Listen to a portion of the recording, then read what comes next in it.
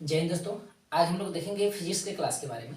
और फिजिक्स के क्लास के वैसे टॉपिक्स जहाँ से बहुत सारे कॉम्पिटिटिव एग्जामों में क्वेश्चन आए हुए हैं और आपके क्लास 10th में ये क्वेश्चन बार बार पूछा हुआ है कि प्रकाश का परावर्तन क्या है, reflection of light. Reflection of light बहुत बार ये क्वेश्चन पूछ चुका है और ये शॉर्ट में भी पूछा हुआ है।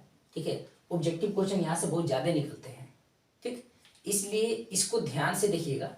सबसे पहला टॉपिक्स मेरा कह रहा है कि प्रकाश के परावर्तन यानी कि रिफ्लेक्शन ऑफ लाइट होता क्या है। देखिए, प्रकाश जब किसी समांगी माध्यम में चलती है, समांगी माध्यम तो जस्ट पीछे वाले क्लास में वीडियो में बता चुके हैं, उसको देखिएगा। समांगी माध्यम के बारे में अच्छी तरीके से उसमें डिस्कस किया गया है, आसानी से समझ में आएगी। ठीक है, तो प्रकाश जब किसी समांगी माध्यम से चल करके, ठीक है, और किसी ठोस वस्तु, जब प्रकाश किसी समांगी माध्यम से चलती है और किसी ठोस वस्तु पर वो टकराती है या किसी भी वस्तु पर टकराती है, तो प्रकाश उस वस्तु के द्वारा या तो अवशोषित कर ली जाती है, या तो उसको पार कर जाती है, या वहीं से वो टकरा करके लौट जाती है। तीन कंडीशन होता है। प्रकाश क्या होता है, या तो वस्तु को पार कर जाएगा, नहीं तो वस्तु से टकरा कर लौट जाएगा, या तो वस्तु में ही समाहित हो जाएगा। तो प्रकाश की जो परावर्तन की घटना होती है, ये वस्तु से टकरा करके और पहले ही माध्यम से वापस लौटे की जो घटना होती है ना, वही प्रकाश का परिवर्तन होता है। प्रकाश अपने माध्यम में जब चलती है तो तीन कंडीशन होता है, इसको ध्यान रखिएगा। या तो वो अवशोषित हो जाएगी, या तो वो पार कर जाएगी, और नहीं तो वो टकरा करके लौट जाएगी। तो प्रकाश जब पहले ही माध्यम से वस्तु से टकरा कर लौटने की जो घटना होती है, ये प्रकाश का परिवर्तन होता है। अब समझिए, प्रकाश की परिवर्तन लौटने की जो घटना होती है उसको कहते हैं। ठीक, तो जहां पर वो टकरा करके लौटने का कंडीशन होता है, तो जिससे वो टकराता है, वो टकराई हुई जो वस्तु होती है, वो वस्तु का परावर्तक सतह कहलाता है।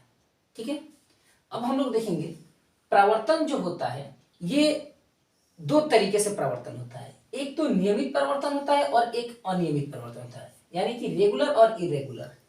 इसके बारे में समझिए। नियमित परिवर्तन क्या है, जब प्रकाश किसी चमकीली वस्तु पर पड़कर, ठीक है, जब प्रकाश किसी चमकीली सतह पर पड़कर नियमित रूप से परिवर्तित होती है, उसे हम लोग नियमित परिवर्तन कहते हैं। ठीक है, और जब प्रकाश किसी रुखड़ी या चमकीली सतह पर पड़ करके परिवर्तन की जो घटना होती है, उसे हम लोग अनियमित परिवर्तन कहते हैं। ठीक है, तो देखिए, नियमित परिवर्तन में ऐसा ही डायग्राम बनता है, फिगर ऐसा बनता है, जबकि अनियमित परिवर्तन में हम लोग इधर से लेकर के, ठीक है, ऐसे रख सकते हैं या ऐसे ला करके ऐसे लौटा सकते हैं। इस तरीके से हम लोग कंडीशन को क्या कर सकते हैं, बना सकते हैं। ये हमारा क्या हो जाएगा, रुखड़ी और चमकीली सतह पर हो जाएगा। ये अनियमित परिवर्तन है, और इस तरीके की घटना जो होती है, ये नियमित परिवर्तन होती है। ठीक है, अब देखिए, इसमें जो यहां पर नियमित परिवर्तन होता है, इसी के अनुसार हम लोग इसके डायग्राम को समझेंगे। अब कहता है कि आपतित किरण क्या होती है। देखिए, आपतित किरण जो होती है ना, ये जो प्रकाश चलता है और चल करके जो किसी वस्तु पर टकराता है, तो आने वाली जो किरणें होती है वो आपतित किरण कहलाती है। ठीक है, दूसरा है इंसिडेंट। पहला था इंसिडेंट रे और पॉइंट ऑफ इंसिडेंस, यानी आपतन बिंदु क्या होता है। प्रकाश आने वाली जो किरणें होती है, ये आपतित किरण होती है, लेकिन ये जहां पर, ये मान लेते हैं ये हमारी कोई वस्तु है, एम और एन क्या है, कोई वस्तु है।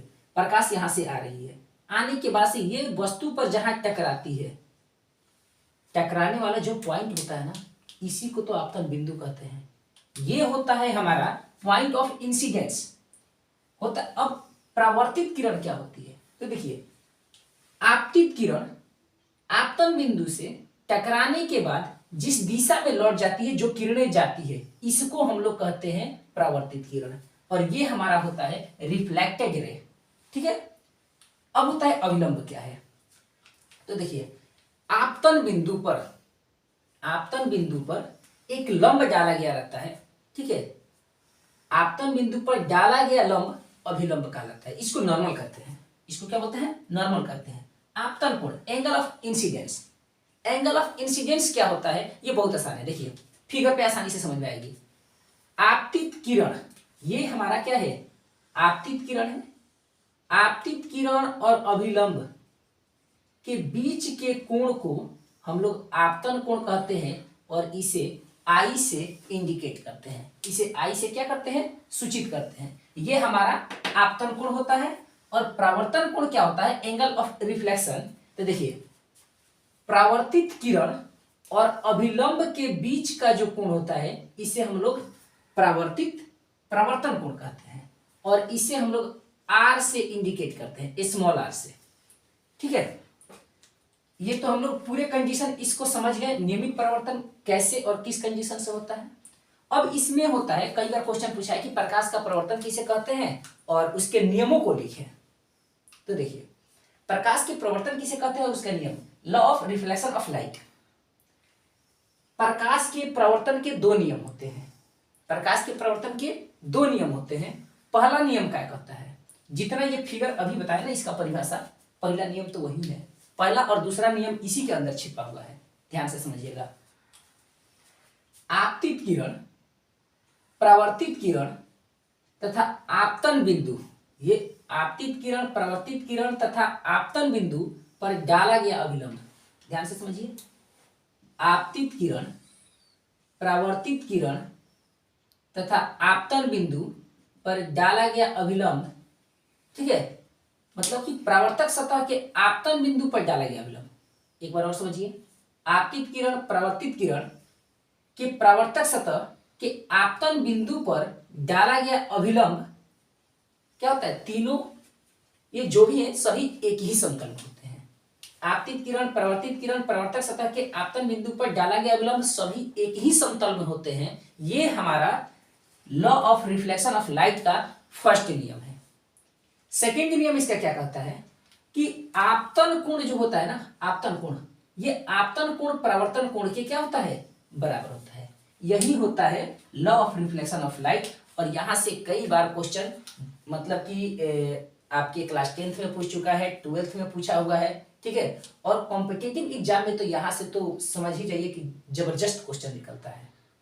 कॉम्पिटिटिव में यहाँ से बहुत ही जबरदस्त क्वेश्चन निकलता है, बहुत सारे एग्जाम्पल आ जाते हैं, ठीक है। एग्जाम्पल को पूछ देगा कि इनमें से कौन सी घटना हो रही है, परिवर्तन की घटना हो रही है, अपवर्तन की घटना हो रही है, विवर्तन की घटना हो रही है। आगे नेक्स्ट क्लास में आपको मतलब कि विवर्तन, उसके बाद से व्यतिकरण, जो भी है इसमें कंडीशन जितने भी आते हैं सभी कंडीशन को अगले नेक्स्ट क्लास में बताएंगे। और आज के लिए सिर्फ प्रकाश का प्रवर्तन की घटना जो भी थी, जो भी परिभाषाएं इसमें से निकली हुई है, जो भी इसके कंडीशन है, वो सभी कंडीशन के छोटे छोटे पहलुओं को बता दिया गया है। और इसमें कोई भी दिक्कत आए आप कमेंट बॉक्स में मैसेज कीजिए, और जो समझ में नहीं आ रहा है फिर से इस क्लास को आपको डिस्कस करा दिया जाएगा।